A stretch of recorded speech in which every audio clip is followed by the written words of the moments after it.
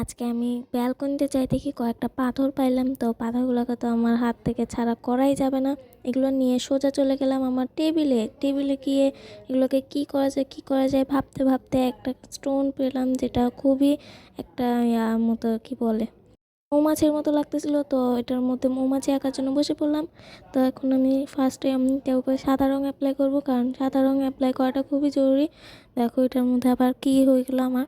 তো যাই হোক, এই স্পঞ্জ যেটা দিয়ে আমি সাদা রঙটা অ্যাপ্লাই করছি সেটা আমি ঘরেই বানাইছি।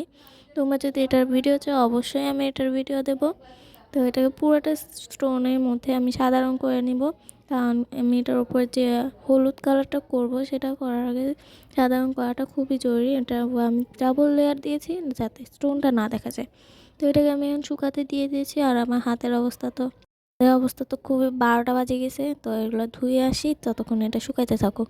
তো ধুয়ে আসি, দেখলাম যে এটা এখনও শুকায়নি। তার চেয়ে বরং আমি দুইটা স্টোন ছিল সেগুলো নিয়ে তো আলোচনা করি। এই স্টোনটাতে নেক্সট ব্লগে কী আঁকা যায় তোমরা অবশ্যই কমেন্ট করো। তো তোমরা কমেন্ট করতে থাকো আর আমি আমার কাজ করতে থাকি। তো এইটার পিছনটা একটু ইগনোর করেও, এটার পিছনে অবস্থা খুবই বাজে। এগুলো আমি আসলে ব্যালকনিতে পাই নাই।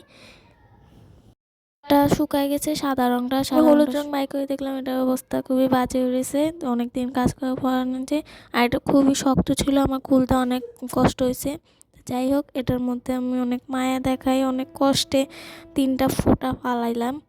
আমি কি বলবো, আমার বুকটা বাইরে হয়ে যাচ্ছিলো, একটু বড়লোকস গিয়ে দেখাইতে চাই এরকম অবস্থা। তো এটার পর আমি পুরাটাতে করব ভাবছিলাম, পরে দিয়ে পুরাটাই করতেছি, কারণ আমার রঙটা একটু বেশি পড়ে গেছিলো এজন্য।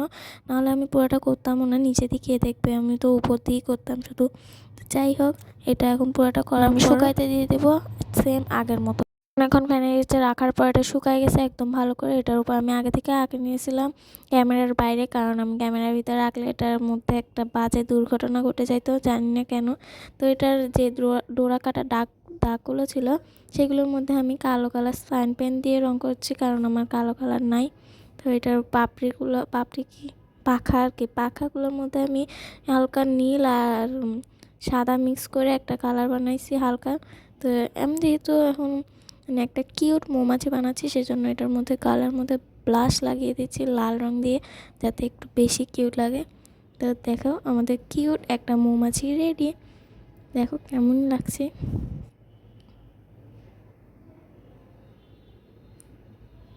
তো নেক্সট ব্লগে তোমরা এই